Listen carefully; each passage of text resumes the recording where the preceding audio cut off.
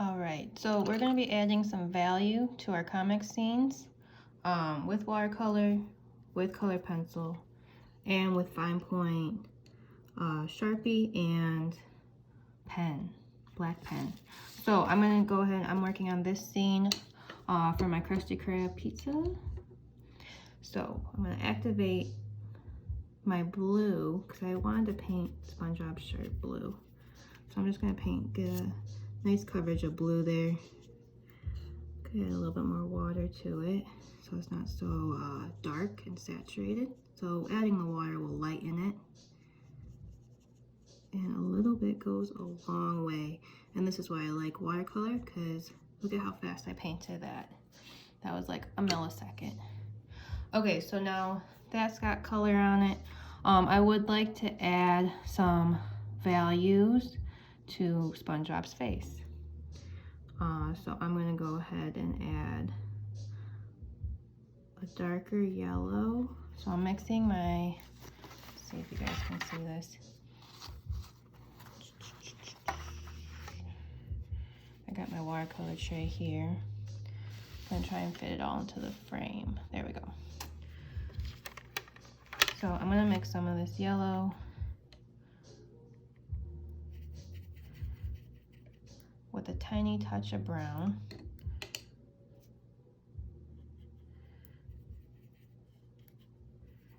And remember, a little bit goes a long way in yellow, so like literally a tiny touch. And then I can just add that to the area I'm trying to darken up. So his whole like right side, I'm gonna add some shadow to that. Down here, where it kind of touches his collar, add a little shadow there. Maybe around this eye.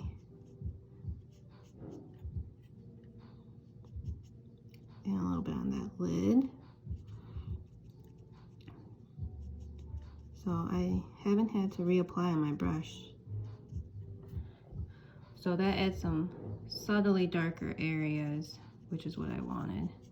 And you can always blend it by adding a little bit more water to the brush. All right. And then this area is pretty dry. So I'm actually gonna add just a touch more brown to my yellow, just to darken it just a teeny tiny bit more to do his little spots where it shows his sponge holes. Maybe a little bit underneath this pizza box too, because I really want to make that pizza box look like it's above him. Okay, so I showed you can add directly onto dry paint. You can add some darker values and layer it like that. You can also add value with colored pencil, and that adds a really nice touch. Plus it's a lot easier to control, I guess, because you guys are more used to pencil. So if you feel more comfortable adding values with pencil, that's fine. So I have a brown pencil. I'm going to actually use this on my pizza box. You guys can't see that, but it is called Dark Umber. And just very lightly adding some value onto the pizza box. See if you can get a close-up shot. Bam, technology. Right there, and a little bit over here. Maybe even where it's kind of touching the edge of the frame.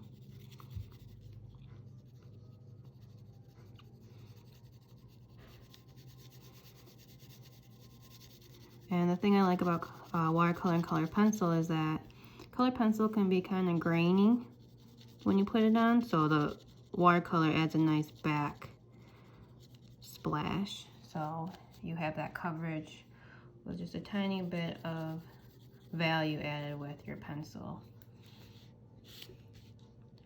And you can do your outlines with your pencil if you want, your colored pencil. You can also do outlines with fine point Sharpie pen, or I also have these pens that I love. They're called Micron pens, and they come in all kinds of different sizes. The sizes are on the cap. Here, let me zoom out so you can kind of see.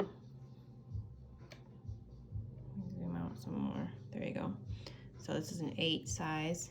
So they have different size nibs. So this nib is a little bit thicker. So that'd be kind of, still be thinner than your fine point Sharpie, because the fine point Sharpie is actually pretty thick for a nib pen. So that adds kind of a heavier line. This one adds a somewhat heavy line as well, but the thing I like about Micron is that it doesn't bleed like fine point Sharpie does. Fine point Sharpie can kind of bleed. And then if you have some finer areas, you can use black pen. There's also Micron pens that come like super thin. So I don't know if you can see the nib on that one. It's microscopic. But that would allow you to do like his nose, you wouldn't want that to be like super thick. You want it to be kind of thinner of a line so it doesn't like stand out or feel too heavy.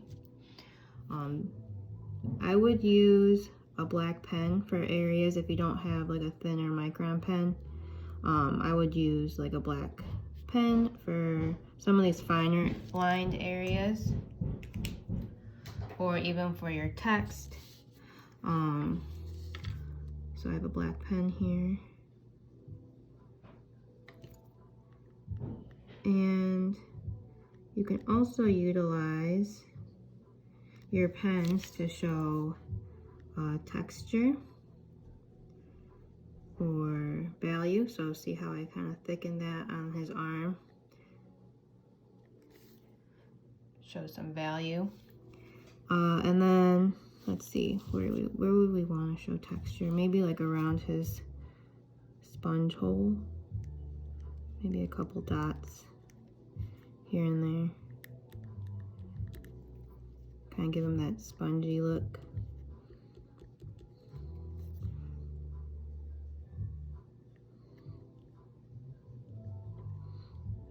I think it up the side of his tooth to kind of make it look like it's protruding. So yeah, that is how you can add value with watercolor.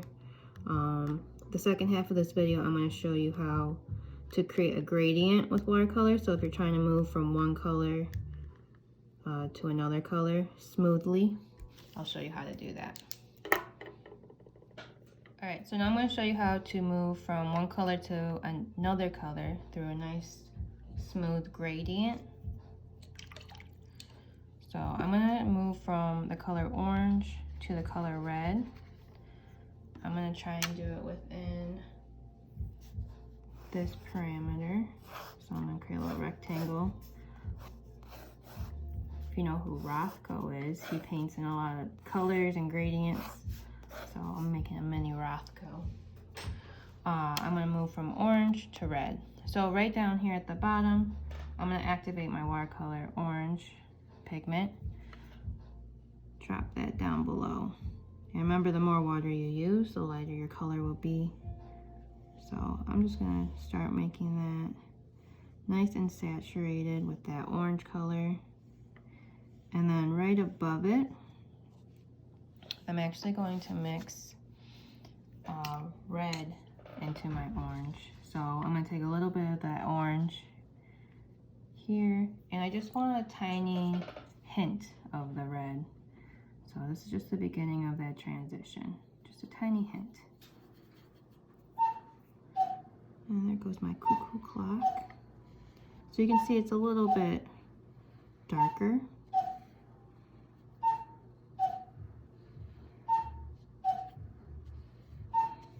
And then grab some of your orange and put it right there at the bottom and transition it into that orange below. And remember, if this gets more orange, that's okay. Yep, so it's 12 o'clock here. It's a Sunday. It's starting to warm up, it's nice. All right, so now I'm gonna mix some more red and orange. This time I want it to be a little bit redder than before. So you will have to look at what you have so far and kind of eyeball it. You will get better at time with this, so it's not perfect, that's okay. And I'm leaving that space in between my previous color to give myself some room to transition. So now I'm going to grab some pure orange out of my paint palette and just kind of drop that into the bottom there.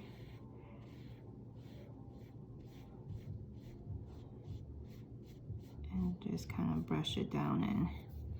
And it's still kind of wet, so you have to do this when it's wet in order for the transition to be smooth, but you don't want it to be sopping. So you kind of have to find that medium ground where it's wet enough to move, but not dripping wet. Now above there, we can add some more red to our orange, and this time we want it to be a little bit redder. So you do have to kind of use your eye. And I would say a little bit redder than orange this time. Drop that above our previous color.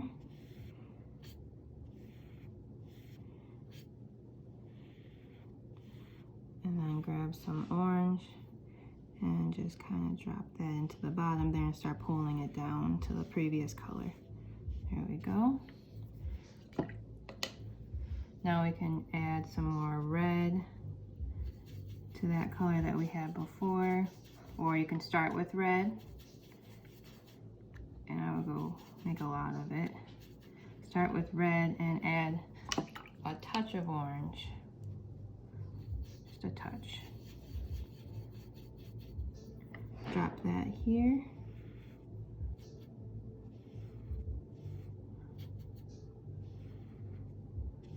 Remember, we're leaving that space for our transition.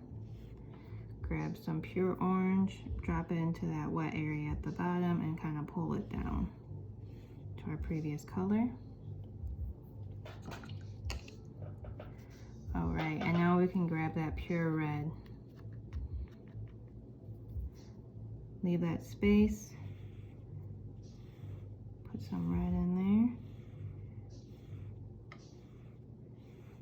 there. And I'm gonna grab a touch of orange from my paint palette.